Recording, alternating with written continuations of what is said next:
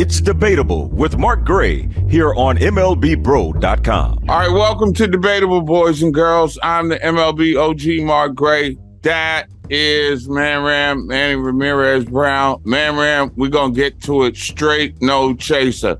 Bro, Fernando Tatis, he face of the game, sports game covers, Dairy Queen commercials, now out for 80 games, serving a PED suspension. Black eye on his reputation. Can he get it back? I would say yes, he can, but it depends.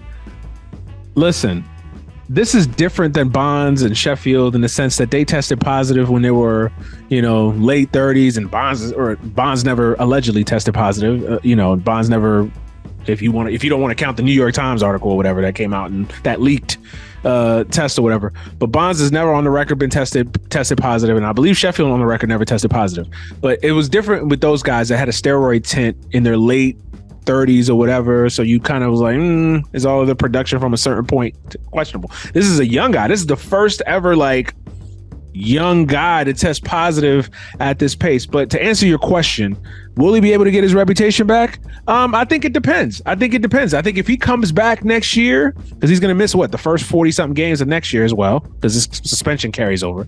If he comes back next year and balls out like it's the same player he was before the suspension, or at the very least a touch below, then I think eventually with time, and if he doesn't do it again, I think he can come back and restore his reputation. He helps the Padres win some championships, is a good face of the game, what he should have been this year, then I think he'll be fine. But I think if he comes back and he's Ryan Braun, yeah, people are gonna be like, yo, bro, you was just a creation of the steroids, and you were just a phony. Pump the brakes on face of the game stuff. It's over. You can't be a Dairy Queen guy on the juice, if you will. But I've never been one that held it against anybody for being on a performance-enhancing substance, which could conceivably give me and my child a memory that would last a lifetime, despite the physical harm that the player is doing by selling his soul to the devil in order to secure the bag.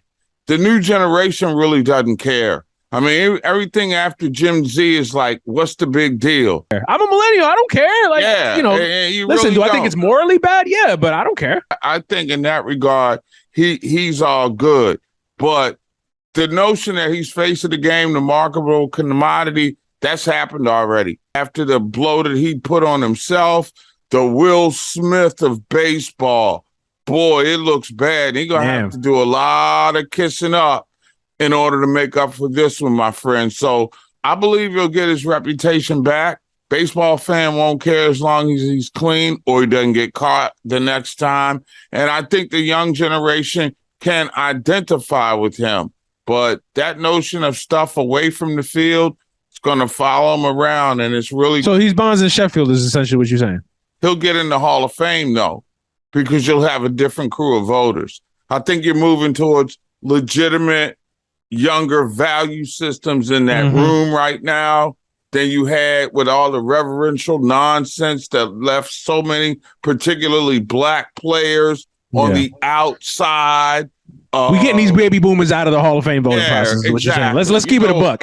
Yeah, we getting the baby boomers out of there. Yeah, that's what it is. And when the boomers move, it becomes Gen X and farther, a lot more liberal, a lot more open to factoring in everything and not just basing on the reverence of the past.